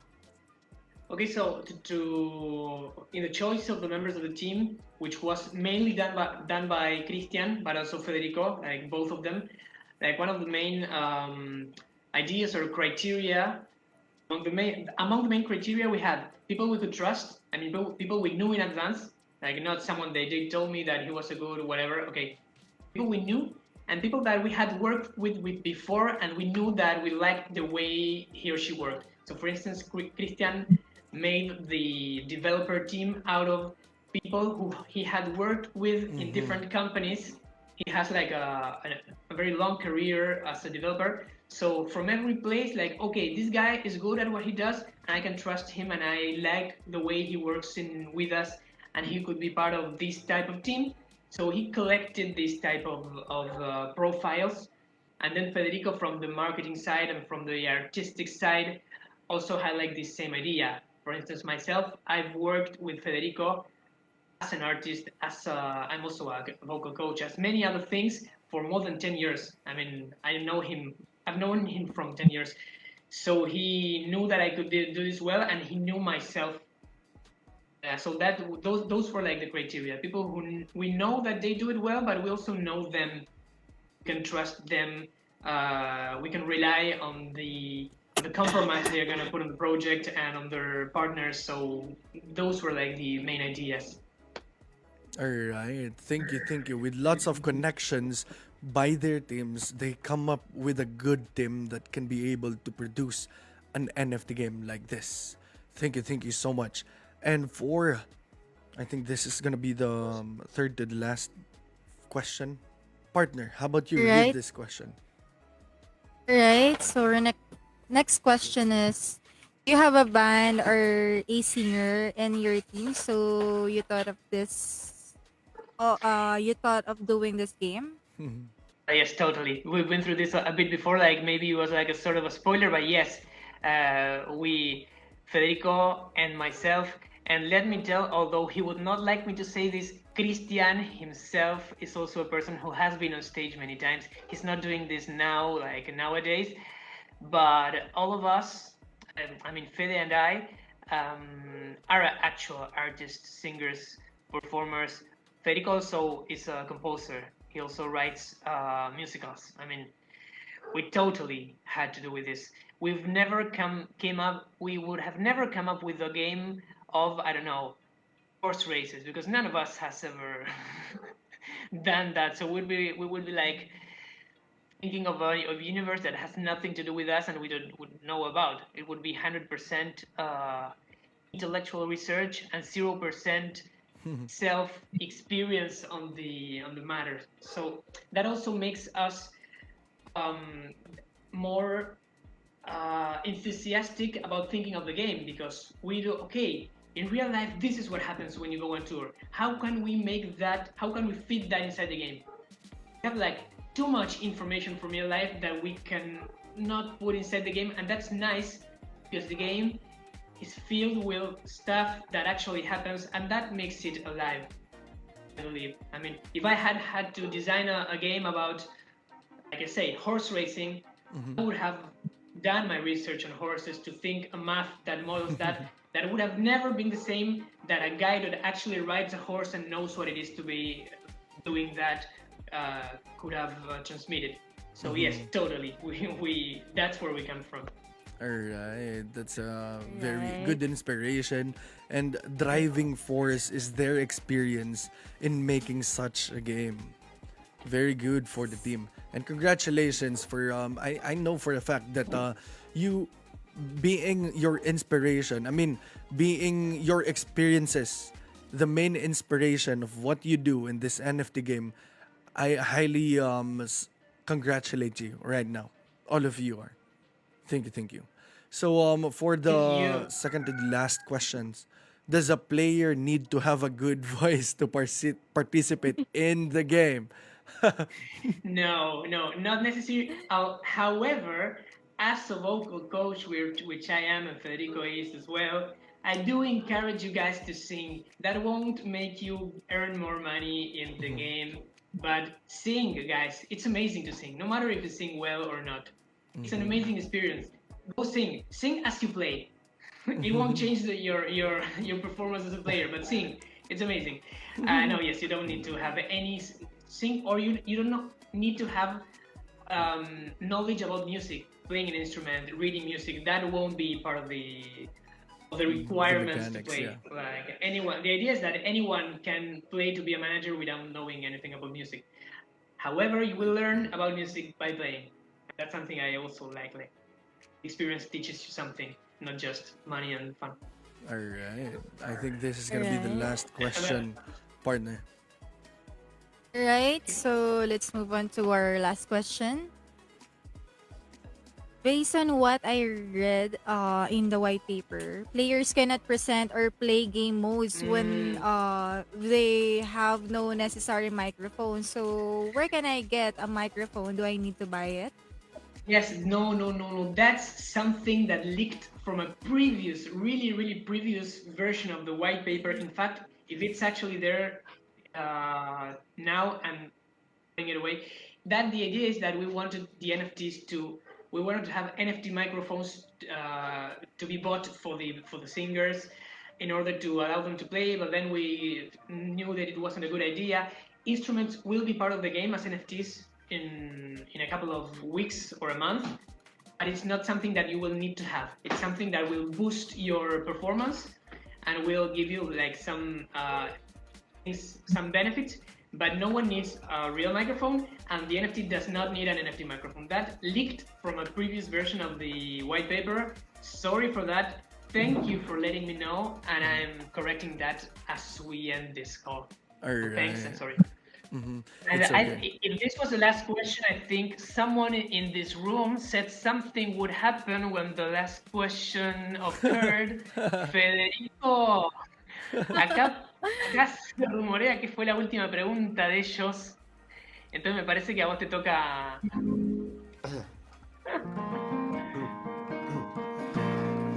¿Alguien conoce el tango? Porque en Argentina Do you guys like or know tango, which is one of our in Argentina, one of our I don't know traditional genres. So if you do know it, you may recognize it. Otherwise, let me introduce you to tango. el día que me quieras, la rosa que engalana se vestirá de fiesta con su mejor color y un rayo misterioso arañido en tu pelo, luciérnaga curiosa que verá que eres mi consuelo.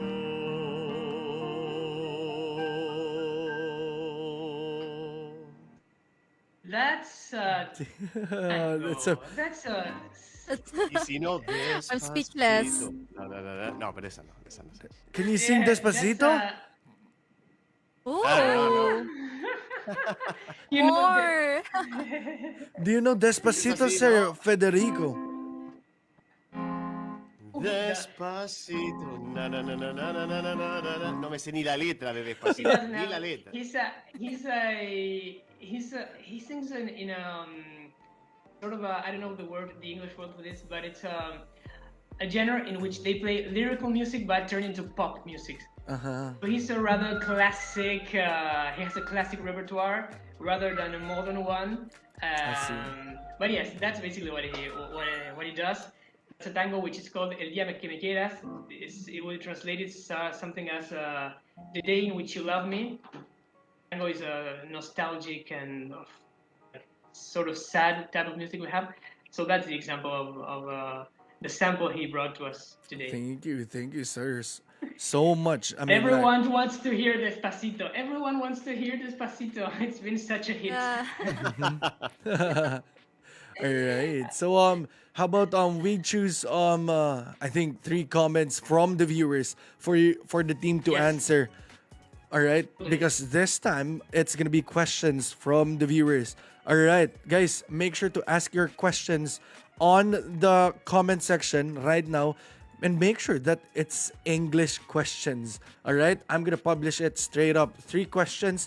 We're not that being fast because I know that we need to translate and all. So make sure to ask your questions in English right now.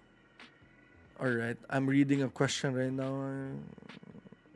All right, there we have it. A question from Sir Mark Montoya. It's on the graphics right now, I believe. And the question is wait for a minute. Yeah. How can you sustain the reward pool of the game if the number of players increases? All right. Amazing question. Shows that the audience is actually paying attention and very informed. Thank you. Fede nos pregunta cómo se va a sostener el pool de recompensas cuando el número de jugadores está. Si querés le puedo hablar de que viene de las Mystery, le puedo hablar, ¿querés que le hable de que reparten entre ganadores y perdedores también? Dale, sí. ¿Algo más que quieras agregar? Okay, perfecto. So to begin with, and something that we haven't mentioned, but it's really important to say, and it's there in our white paper as well, is when you play, it feels like a PvE because you don't see another person in front of you like battling like you would in, I don't know, Axie Infinity, whatever. You don't see other players, but you are actually competing with other players in our metaverse. And let me tell you how. In our metaverse, you have regions where the venues are located. And when you go on tour, one of the things you choose is which region will I be sending my artist, and also what type of advertising will I use in my tour, how much will I invest in advertising, etc. And each zone, as in real life, has an amount of potential audience, people who would attend to concerts. So suppose that you go to an area where no other player has gone this week or this day or when you're playing. So you would have access to more people coming to your shows than if you go to more populated areas. That's information that you can also get from the game and from the reports, like how many people went to this city or to that city, which is the best investment strategy in publicity, in advertising, for me to fill the stages, etc. What this causes is that part of the rewards that people who played very well get comes from what people who did not play well don't get. What do I mean? In this game, there will be players that win a lot, and there will be players that do not win, and that even lose part of what they invested. This may sound uncomfortable. We are really used to I win a lot or win a bit, I always win. Life is not like that. I mean, in real life, if everyone wins, everyone loses in a way. So in the game, if you just click and you don't mind and you play like you don't know what you're doing, there's a high chance that you invested 100 and when the tour ends, you get 90. And those 10 that you do not get because you didn't play well are gonna go to a player who played well. Are not gonna be burned, are not gonna be like brought to ourselves. They will go to a person who played well. So and of course, if you go to a place where less people played, you'll get more benefits, etc. So in a way, this is not 100% a PvE. It's a combination of PvE and PvP. You don't know who you are competing with. You are just like in real life. I mean, I have a concert. Okay, where should I send him? New York. Okay, let's go to New York. Maybe if I send my trap artist to New York the same day in which 4 very well-known trap artists are performing, maybe I don't go as well as if I had gone somewhere else. So in a way, some people win, some people lose. That's like one of the ideas of the sustainability in terms of rewards. And the other one is, like we said before, that if the amount of player increases, it means that more mystery boxes are being sold. And 100% of the mystery box will go in one way or another to the reward pool. The players in TBC for the tours, they will, half will go to that part. So in a way, the increase in players will also increase the amount of TBC available for the rewards for the guys who are actually playing at the time. That's like one of our main strategy for maintaining sustainability. Alright, that's it. Another question. Partner, how about you read this question from Iris Angelic? There you go. Let me try. For a while. Okay. The it's on the graphics. You can view the Discord live, Ash, so that you can be able to Alright. see the question from Iris Angelic. Alright, so question from Angelique. When is Pancake Swap listed? Bien. Fede, ¿cuándo se lista en Pancake? Ni bien el 2 de marzo, o sea, hoy. Déjame pensar. 23:59 UTC ya va a estar listado en Pancake. La pre-sale termina a las 21 UTC y esas horitas van a ser para que la liquidez entre a Pancake, porque recordemos que nosotros tenemos dos Launchpad. Ya en un Launchpad ya pasamos el soft cap y demás. Notarán que en Unicrypt todavía estamos llegando al soft cap. Eso es porque lo hicimos en dos Launchpad distintos para tener más visibilidad. Por eso no damos el otro, porque ahora la idea es que terminemos comprando en Unicrypt y que ya lleguemos al soft cap. Y tenemos esas 2 horas para juntar las liquideces, la liquidez de las dos de los dos Launchpad y poder salir en Pancake.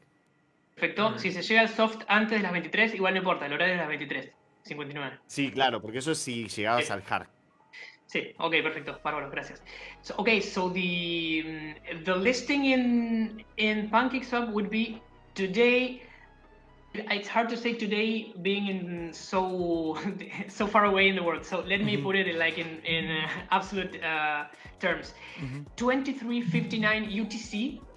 So for you guys it will be tomorrow, but the 2nd of March, which for us is today. 23:59 UTC, like the last minute of the 2nd of March, will be listed in PancakeSwap. The pre-sale ends at 21 UTC, a couple of hours before, because we need a couple of hours for the liquidity of the different launchpads we had. We had more than just one launchpad. We showed you Unicrypt, which is the one which we still need to get to a certain amount of sales. We have others which are already closed. So from 21 UTC to 23:59, we will be gathering the liquidities of all the launchpads, and like in the first minute of the 3rd of March, if you want, PancakeSwap should be showing our token available for purchase.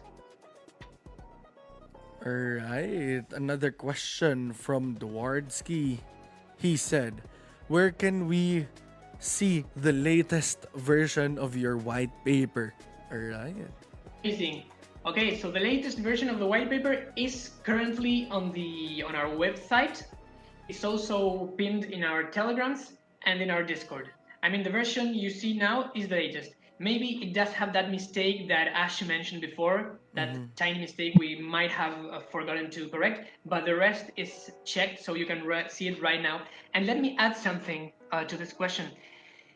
We also have the guide for managers, which is sort of an explanation of the game for people who want to play, so that they know all the parameters of the NFTs, all the parameters of the stages of the venues, and like understanding how the game will behave before you start playing. That is already available. It's also in our Telegram and Discord. And if you go to the white paper, to the section of playability, I have a link there to the manager user guide, which I can also share on the chat here if you would like me to do so. Sure.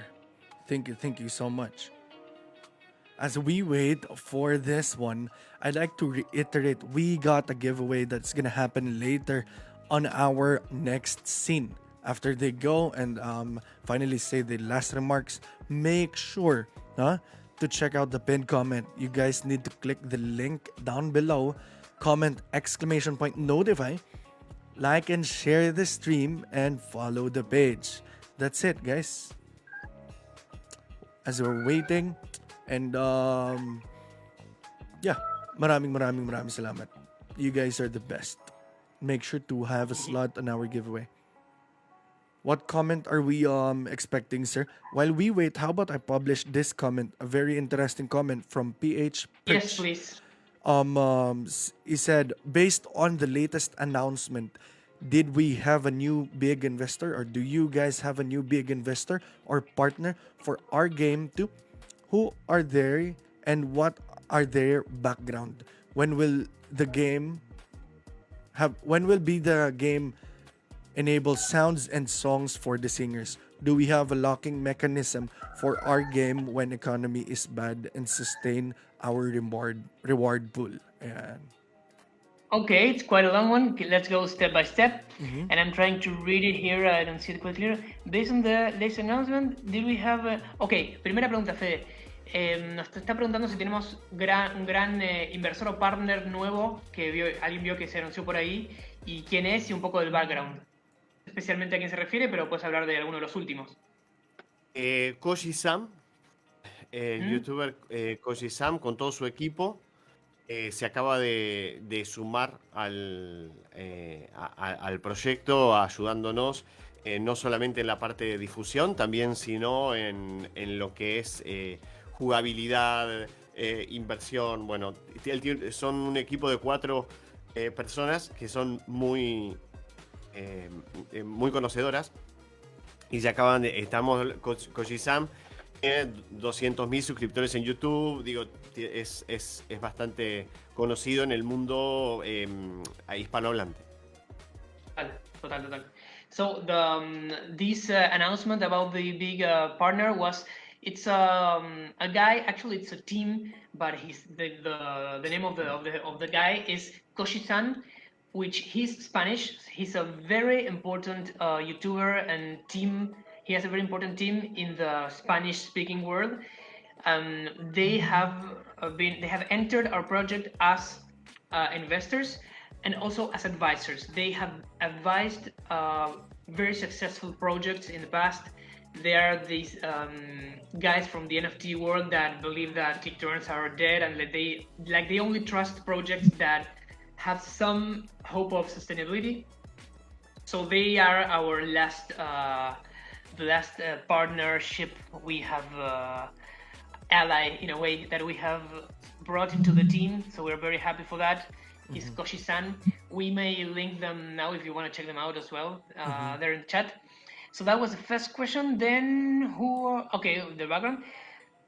When will your game sounds and songs for the singers? I'm not sure what you mean about sounds and songs for the singers. I mean for the NFTs themselves, like for them to sing. Oh, that's a nice one. Fede nos pregunta si en algún momento del juego tenemos pensado que tengan sus canciones y sus sonidos nuestros cantantes, o sea, los personajes, ¿no? Como su propia voz o su sonido. ¿Qué onda con Bien, eso? en cuanto a eso, lo que vamos a tener es una playlist en el juego, en realidad, de músicos reales que previamente se anotan. Nosotros los seleccionamos, a ellos se anotan con nosotros, los seleccionamos, y vas a poder escuchar músicos emergentes que están comenzando su carrera o necesitan difusión, y vas a tener la posibilidad de donarle TBC. Si es que estás escuchando, te gusta una canción, vas a poder donar TBC a ese músico para que pueda seguir su carrera, y a cambio él te va a poder dar alguna entrada gratuita, bueno, y demás. Y luego, viste que cuando vos generás tu NFT, tu credencial de manager, tu NFT, te pregunta qué estilo es tu NFT. Bueno, eso es porque luego la playlist te va a pasar el estilo de música que tú quieras con estos cantantes y bandas emergentes. Eso es lo que vamos a llevar del mundo real a los NFTs por el momento. Okay, so for the moment, we haven't thought of making each NFT to have like its own songs, but what we do have in mind, which you won't read in the white paper, we're just read like a phrase, but we didn't describe it because we're still thinking which is the best way to do it, is inside the game, you will be able to listen to playlists of music, but not just like any Spotify playlist of music. Independent artists that have released their music and that are not yet very well known, those our playlist will have this material from this type of artist, and according to the genre of music which your NFT musician is specialized in, you will listen to this type of music. It's like, okay, I want a metal musician. Okay, you will have that sort of music as a playlist. And one of the cases of use of the token that this will bring is that you will be able, if you're listening to an independent band which you liked, you will be able, if you want, to donate token to the band, sort of like being like I don't know the word in English, like people who basically pay for artists to do their art, and be like part of the sort of what happens with Patreon or these other like sources of financing independent artists or performers. You may be able to help actual musicians with their project, and then, for instance, get back, I don't know, their albums, tickets for their venues. It's like a way of interacting with music, with actual music industry. That's one of the things we have in mind. And if you allow me, I'll add something here that also has to do with the case of reuse, which we are really, really happy to bring to life in a couple of weeks. And it's the following. In our marketplace, you will be able to buy, using our token, TBC, tickets for real-life concerts, like all over the world, and festivals, directly without using like your credit card, and to buy a ticket, I don't know, for Coldplay in Las Vegas, I don't know, Tomorrowland in Belgium. I'm thinking about things that I have in mind, but it's like real tickets for real shows will be available for purchase using our token. So maybe you buy our token to buy a ticket, or maybe you play the game for, I don't know, a couple of months, and you have an amount of TBC and say, okay, I'm not gonna cash this out. I'm buying a ticket to go to see Adele. Okay, back. And that will be in our marketplace directly. Like, we have tickets for Adele. This is the cost.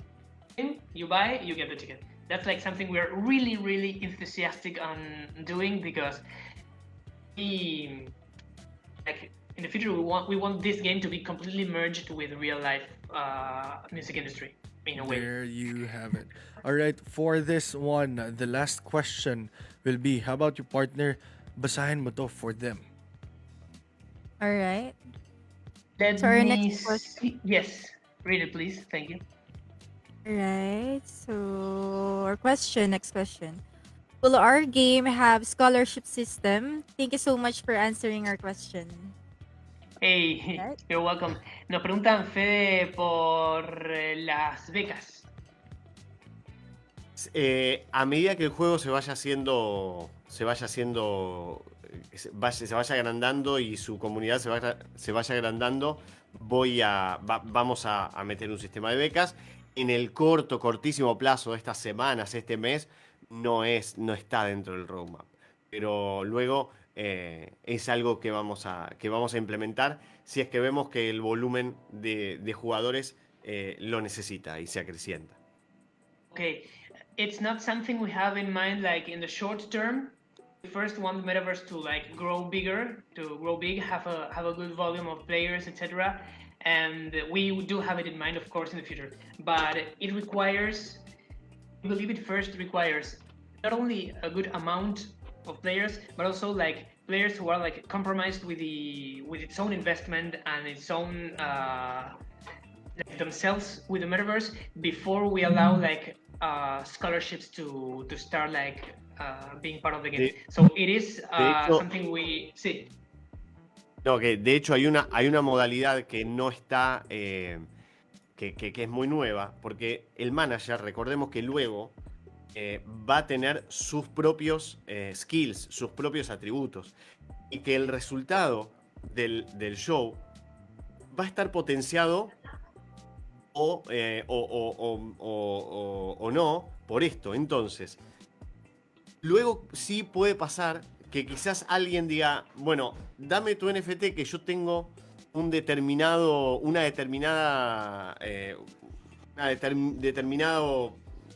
popularidad o lo que sea, y puedo utilizar mejor determinado NFT porque puede rendir mejor, por lo que sea, y entonces también puede haber ese tipo de intercambios que lo estamos estudiando y vamos a ver primero cómo empieza a funcionar el juego y luego a tomar decisiones. Perfecto. So it's not in the short-term roadmap. We do have it in mind, but what will happen a lot is that as your manager credential evolves, I mean, you get more skills as a manager. As you level up, there will be the chance of, for instance, sharing or selling, buying, sharing NFTs that would be more suitable for certain managers or others among players. Like the interaction between players will be really present and important, and maybe forms of informal scholarship would be like possible, but not as a scholarship system itself, like brought from ourselves. That's not in our short-term horizon. Yes, in the mid-long term, yes, we do have it in mind. That's why you don't see it in the white paper. We still don't know which the best way to implement scholarships will be. There you go. Thank you Right. so much for everything. That your answers we appreciate, and in behalf of the whole Team CGG, the community of Team CGG would like to thank you. Thank you so much for having us as your host for your AMA today. Any last remarks? And partner, what can you say about the AMA and what is, kasi malapit na tayo magpunta sa giveaway part. What would you want to Yes. tell the team? Actually, regarding to the scholarship, other managers have no time to grind. Actually, that's why they're asking about the scholarship program. So other people can't buy NFT on their own. So that's why they're asking about the scholarship, and we're looking forward for the scholarship to come, scholarship program. And partner. All right, thank you so much again, Sir Federico Picon and Sir Leandro. Do you have any last remarks for our viewers right now? Okay, últimas palabras, Fede, más allá de que yo les voy a agradecer y decirles que la rompieron con la organización. ¿Algo que les quieras decir? Perfecto, eso mismo. Y decirles que estamos en es un momento muy importante del mundo gaming NFT. Estamos en una crisis. Las crisis las crisis parecen malas, pero a veces las crisis nos llevan a los cambios reales que necesitan las comunidades para ser mejores. Así que yo creo que estamos en ese periodo y que este juego, como quizás otros que se están gestando, van a ser parte de ese cambio. Y quienes lo puedan ver van a ser los grandes ganadores. Perfecto. All Okay, right. so one last word from Federico here. First of all, he's very grateful for being here, and then I'm gonna say something about this at the end. But he wants to remark the fact that the NFT game world universe is actually in a crisis, as we said at the beginning of the MA, and we know that from crisis changes arise always, and it's like new rules for the game. We know which type of gaming is already old for NFTs and that will not survive. And we believe that this game, among others, we're not the only ones, but among others, are already like the next generation of games in terms of their economy, in terms of the sustainability. And we are sure that in some time in the future, us and others, which already are working the same way we're working, are going to be like the survivors of this crisis, and the people who trust us or the other projects, which are these new ideas, new head, will be like the winners of the following generation of the NFT games. So that's like those are like our last words, our epilogue. Myself, I want to well, thank you for letting us be here and letting. I have a message for your community. Guys, CGG, we are surprised of the professionalism and quality of these guys.